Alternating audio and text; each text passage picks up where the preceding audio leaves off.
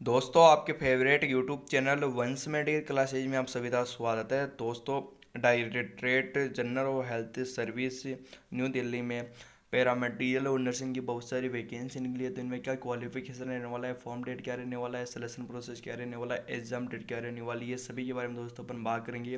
Video तो पूरा दे देना और चैनल पर नए हो तो चैनल को सब्सक्राइब कर लेना। दोस्तों, ये जो वैकेंसी है वह परमानेंट वैकेंसी रहने वाली है और ये ग्रुप बी और ग्रुप सी की वैकेंसी रहने वाली है। दोस्तों, यहाँ पर अपन बात कर लेते हैं जो डी जी एच एस के अंदर जो भी इंस्टीट्यूट आते हैं उनमें इन स्टाफ की भर्ती की जाएगी। स्टाफ की भर्ती की जाएगी, इसमें मैं आपको बता देता हूँ। इसके अंडर के अंदर यहाँ पर यह नाम दे रखा है दोस्तों, आप यहाँ से देख लेना। इनके अंदर वैकेंसीज आई है तो आप तो मैं बता देता हूँ। All India Institute of Hygiene and Public Health AIIHPH Kolkata है। National Centre for Disease Controller NCDC Delhi है। National Centre for Vector Borne Disease Controller NCVBDC Delhi है। BGC vaccine laboratory BCGVL Chennai है। इंस्टीट्यूट ऑफ सीरोलॉजी कोलकाता है। एयरपोर्ट हेल्थ ऑर्गेनाइजेशन या Port Health Organisation या Land Border Quarantine Centre APHOS है। PHOS है। LBQCS है। National Medical Library NML New Delhi है। All India Institute of Physical Medicine and Rehabilitation AIIPMR Mumbai है। Central Leprosy Teaching and Research Institute CLTRI Chengalpattu है। Regional Leprosy Training and Research Institute RLTRI Gauripur Bankura West Bengal है। Central Research Institute CRI Kasauli है। Central Institute of Psychiatry CIP Ranchi है। National Institute of TB and Respiratory Disease NITRD New Delhi है। National Medical Store Depot GMSD है। And Chittaranjan National Cancer Institute CNCI Kolkata है। इन institute के अंदर staff की भर्ती की जाएगी। तो इसके लिए जो एप्लीकेशन फॉर्म है वो स्टार्ट हो चुके हैं। तो यहाँ पर अपन बात कर लेते हैं दोस्तों, ये कौन से इंस्टीट्यूट के अंदर कितनी क्या वैकेंसी रहने वाली है। दोस्तों, सबसे पहले अपन बात कर लेते हैं लेबोरेटरी अटेंडेंट के बारे में। तो यहाँ पर जो NCDC है उसके अंदर ये वैकेंसी आई है। टोटल यहाँ पर 5 पोस्ट रहने वाले हैं। इसके अंदर अपन क्वालिफिकेशन के बारे में बात कर लेते हैं दोस्तों। मेट्रिकुलेशन और साइंस में पास है होनी चाहिए ओनली फॉर, और 18 से 25 ईयर बीच में आपकी एज होनी चाहिए। इसके बाद में दोस्तों नेक्स्ट वैकेंसी यहाँ पर अपनी लेबोरेटरी असिस्टेंट ग्रेड सेकंड की रहने वाली है। ये वैकेंसी NCVBDC के अंदर आई है। यहाँ पर टोटल 3 पोस्ट रहने वाले हैं। इसमें अपन बात कर लेते हैं दोस्तों क्वालिफिकेशन के बारे में। तो दोस्तों, साइंस के अंदर आपके पास में बैचलर डिग्री होनी चाहिए और आपके पास में 1 साल का आपके पास में गवर्नमेंट जो हॉस्पिटल है, जो लेबोरेटरी है, उसके अंदर आपके पास में एक्सपीरियंस होना चाहिए। थोड़ा बहुत यहाँ पर आपको कंप्यूटर का नॉलेज होना चाहिए। एज के बारे में बात कर लेते हैं दोस्तों, आपकी एज है वो 18 से 27 ईयर के बीच में होनी चाहिए। इसके बाद में दोस्तों नेक्स्ट वैकेंसी यहाँ पर अपनी लेबोरेटरी अटेंडेंट के लिए रहने वाली है।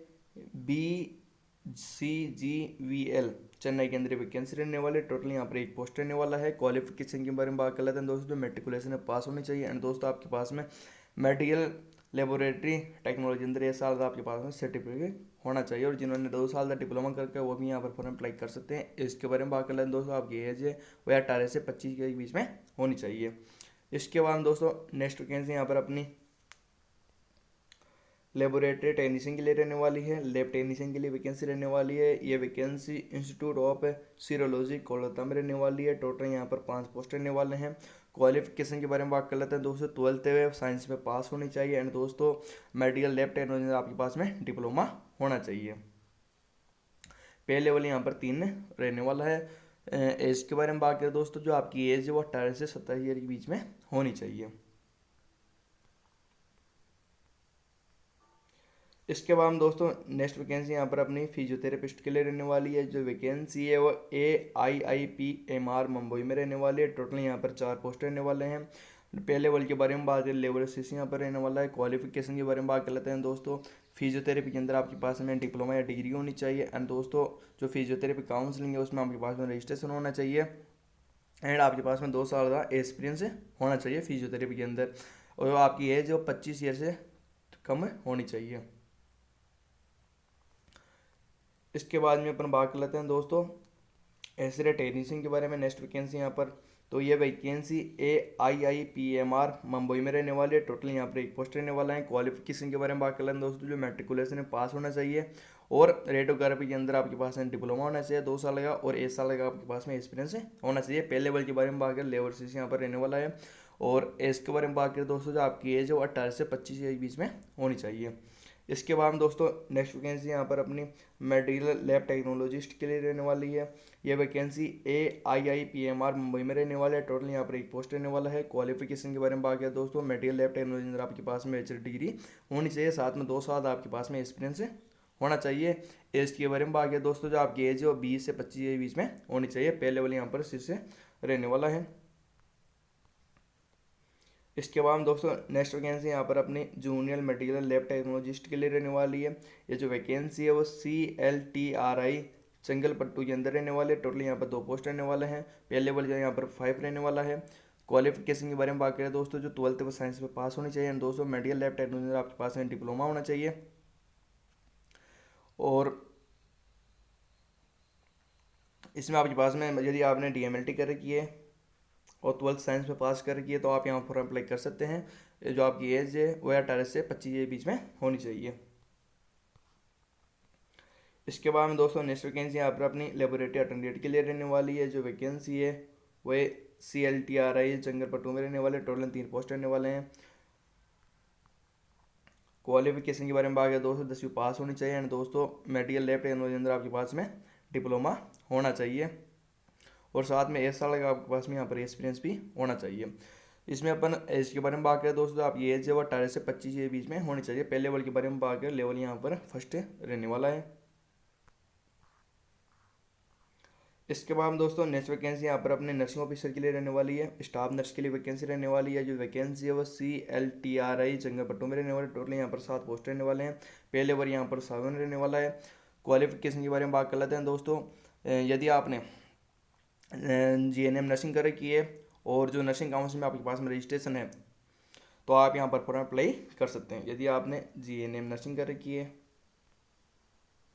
और आपके पास में जो किसी भी स्टेट नर्सिंग काउंसिल में रजिस्ट्रेशन है तो आप यहाँ पर फॉर्म अप्लाई कर सकते हैं। जो आपकी एज है वो 25 ईयर से कम होनी चाहिए, या 25 ईयर आपकी एज है तो भी आप यहाँ पर फॉर्म अप्लाई कर सकते हैं। 25 ईयर से ज़्यादा आपकी एज नहीं होनी चाहिए। इसके बाद में दोस्तों नेक्स्ट वैकेंसी यहाँ पर अपनी फिजियोथेरेपी असिस्टेंट के लिए रहने वाली है। CLTRI चंगलपट्टू में वैकेंसी रहने वाली है। टोटल यहाँ पर 1 पोस्ट रहने वाला है। पहले लेवल यहाँ पर 4th रहने वाला है। सैलरी के बारे में बात कर लेते हैं दोस्त, यहाँ पर अपन बात कर लेते हैं दोस्तों क्वालिफिकेशन के बारे में। तो 12th साइंस में पास होनी चाहिए दोस्तों। फिजियोथेरेपी में आपके पास में डिप्लोमा होना चाहिए, 2 साल का आपके पास में एक्सपीरियंस होना चाहिए, और साथ में जो फिजियोथेरेपी काउंसलिंग है उसमें आपके पास में रजिस्ट्रेशन होना चाहिए। एज के बारे में बात करें दोस्तों, आपकी एज है वो 18 से 27 ईयर के बीच में होनी चाहिए। इसके बाद दोस्तों नेक्स्ट वैकेंसी यहाँ पर अपनी मेडिकल लैब टेक्नोलॉजिस्ट के लिए रहने वाली है। CLTRI चंगलपट्टू में रहने वाले। टोटल यहाँ पर 1 पोस्ट रहने वाला है। क्वालिफिकेशन के बारे में बात कर लेते हैं दोस्तों। यदि आपने BSc कर रखी है नॉर्मल बायोकेमिस्ट्री के अंदर तो भी आप यहाँ पर फॉर्म अप्लाई कर सकते हैं। साथ में दोस्तों यदि आपने BMLT कर रखी है तो आप यहाँ पर फॉर्म अप्लाई कर सकते हैं। साथ में दोस्तों आपको यहाँ पर 2 साल का एक्सपीरियंस की आवश्यकता होगी। जिन्होंने डिप्लोमा कर रखा है, जिन्होंने DMLT कर रखी है वो भी यहाँ पर फॉर्म अप्लाई कर सकते हैं। उनको यहाँ पर 2 साल की एक्सपीरियंस चाहिए, और जिन्होंने BRT कर रखी है वो यहाँ पर विदाउट एक्सपीरियंस फॉर्म अप्लाई कर सकते हैं। सॉरी मैं वापस से बोल रहा हूँ एक बार, जिन्होंने BMLT कर रखी है उनको यहाँ पर 1 साल का एक्सपीरियंस चाहिए, और जिन्होंने DMLT कर रखी है उनको यहाँ पर 2 साल का एक्सपीरियंस चाहिए। जो आपकी एज है वो 18 से 25 के बीच में होनी चाहिए। नेक्स्ट वैकेंसी यहाँ पर अपनी मेडिकल लैब टेक्नोलॉजिस्ट के लिए रहने वाली है। वही वैकेंसी यहाँ पर जो CLTRI है चंगापट्टू उसमें रहने वाले, टोटल यहाँ पर एक पोस्ट रहने वाला है। पहले लेवल के बारे में बात करें, लेवल 6 यहाँ पर रहने वाला है। इसके अंदर अपन बात करें दोस्तों,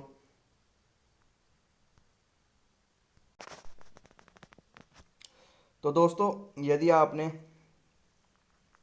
BMLT कर रखी है वह फर्स्ट डिवीज़न से पास होनी चाहिए, मतलब उसके अंदर आपकी 60% बननी चाहिए।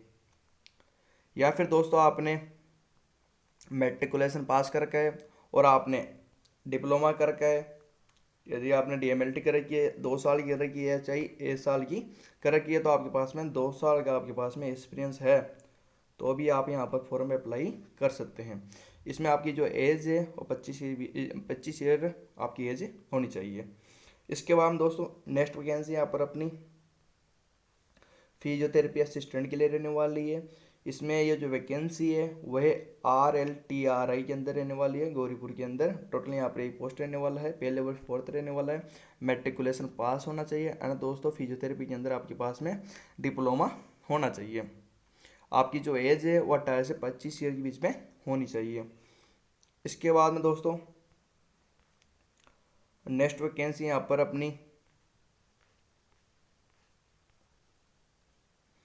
सिस्टर ट्यूटर के लिए रहने वाली है।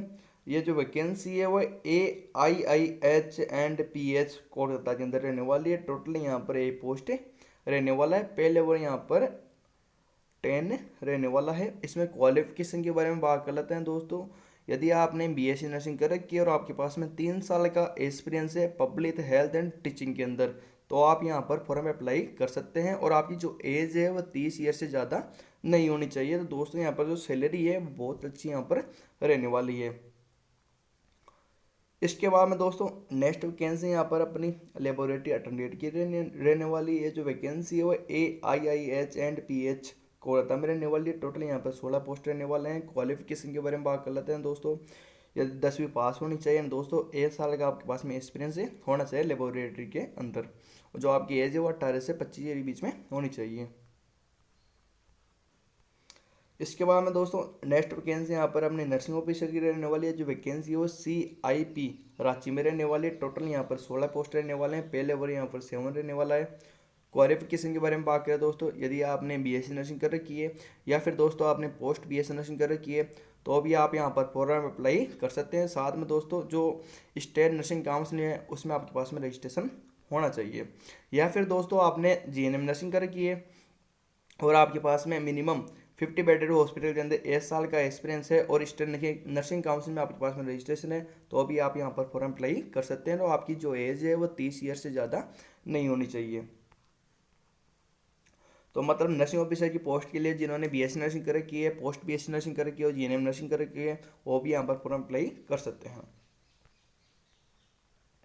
इसके बाद में दोस्तों नेक्स्ट वैकेंसी यहाँ पर अपनी रेडियोग्राफर के लिए रहने वाली है। CIP के अंदर वैकेंसी रहने वाली है रांची के अंदर। टोटल यहाँ पर एक पोस्ट रहने वाला है, पहले लेवल यहाँ पर 5 रहने वाला है। क्वालिफिकेशन के बारे में बात कर लेते हैं दोस्तों। मैट्रिकुलेशन पास होना चाहिए एंड दोस्तों रेडियोग्राफी में आपके पास डिप्लोमा होना चाहिए एंड 5 साल का आपके पास में एक्सपीरियंस होना चाहिए। जो आपकी एज है वो 18 से 25 ईयर के बीच में होनी चाहिए। इसके बाद में दोस्तों नेक्स्ट वैकेंसी यहाँ पर अपनी फार्मासिस्ट के लिए रहने वाली है। जो वैकेंसी है वो NITRD के अंदर रहने वाली है। टोटल यहाँ पर 2 पोस्ट रहने वाला है, पहले लेवल यहाँ पर 5 रहने वाला है। क्वालिफिकेशन के बारे में बात कर लेते हैं दोस्तों। 12th है वो पास होनी चाहिए एंड दोस्तों फार्मेसी में आपके पास में डिप्लोमा होना चाहिए और जो फार्मेसी स्टेट फार्मेसी काउंसिल उससे आपके पास में रजिस्ट्रेशन होना चाहिए। इसके अंदर अपन बात कर लेते हैं दोस्तों एज के बारे में। तो आपकी जो एज है वो 18 से 28 ईयर के बीच में आपकी एज होनी चाहिए। इसके बाद में दोस्तों नेक्स्ट वैकेंसी यहाँ पर अपनी लैब असिस्टेंट के लिए रहने वाली है। NITRD के अंदर रहने वाला। टोटल यहाँ पर 5 पोस्ट रहने वाले हैं, पहले लेवल यहाँ पर 3 रहने वाला है इसमें क्वालिफिकेशन के बारे में बात कर लेते हैं दोस्तों। 12th है वो पास होनी चाहिए दोस्तों। यदि आपने DMLT कर रखी है और आपके पास में 1 साल का एक्सपीरियंस है तो अभी आप यहाँ पर फॉर्म अप्लाई कर सकते हैं। जो आपकी एज है वो 25 ईयर या फिर 25 ईयर से कम होनी चाहिए। इसके बाद में दोस्तों एक और वैकेंसी यहाँ पर फार्मासिस्ट के लिए रहने वाली, फार्मेसी कम कैडेट के वैकेंसी रहने वाली है। GMSD के अंदर ये वैकेंसी रहने वाली है। टोटली यहाँ पर 3 पोस्ट रहने वाले हैं।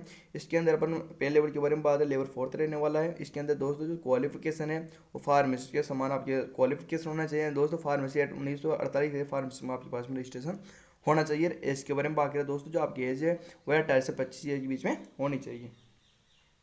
इसके बाद हम दोस्तों नेक्स्ट वैकेंसी यहाँ पर हमारी रेडियोथेरेपी टेक्नीशियन के लिए रहने वाली है। CNCI के अंदर वैकेंसी रहने वाली है। टोटल यहाँ पर 5 पोस्ट रहने वाले हैं। पहले लेवल यहाँ पर 5 रहने वाला है। क्वालिफिकेशन के बारे में बात करें दोस्तों, रेडियोथेरेपी के अंदर आपके पास में HRD डिग्री होनी चाहिए। एंड दोस्तों जो आपकी यूनिवर्सिटी है, जो इंस्टीट्यूट है, वो ARB से अप्रूवल होना चाहिए। 2 साल का आपके पास में एक्सपीरियंस है होना चाहिए ऑपरेटिंग रेडियोथेरेपी इक्विपमेंट के अंदर। यहाँ पे दोस्तों आपने डिप्लोमा कर रखा है रेडियोथेरेपी के अंदर तो अभी आप यहाँ पर फॉर्म अप्लाई कर सकते हैं। साथ में 3 साल का आपके पास में एक्सपीरियंस होना चाहिए ऑपरेटिंग रेडियोथेरेपी इक्विपमेंट के अंदर। अब जो आपकी जो एज है वो 30 ईयर होनी चाहिए।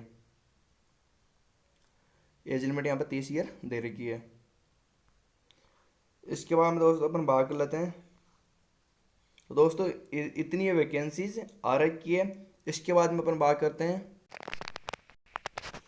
दोस्तों एप्लीकेशन फॉर्म के बारे में। तो दोस्तों जो एप्लीकेशन फॉर्म है वह 10 नवंबर से स्टार्ट हो चुके हैं और फॉर्म की जो लास्ट डेट है वो 30 नवंबर रहने वाली है। तो जो भी साथी फॉर्म अप्लाई करना चाहता है वो 30 नवंबर से पहले फॉर्म में अप्लाई कर देना। इसके बाद हम दोस्तों अपन बात कर लेते हैं, जो एडमिट कार्ड है वह दिसंबर के पहले सप्ताह में जारी हो जाएंगे।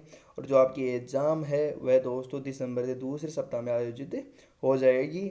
और जो रैंक लिस्ट है वह दोस्तों दिसंबर के तीसरे वीक के अंदर आपकी जारी हो जाएगी। और जो आपका डॉक्यूमेंट वेरिफिकेशन है वह दिसंबर के 4th वीक के अंदर आपका जारी हो जाएगा।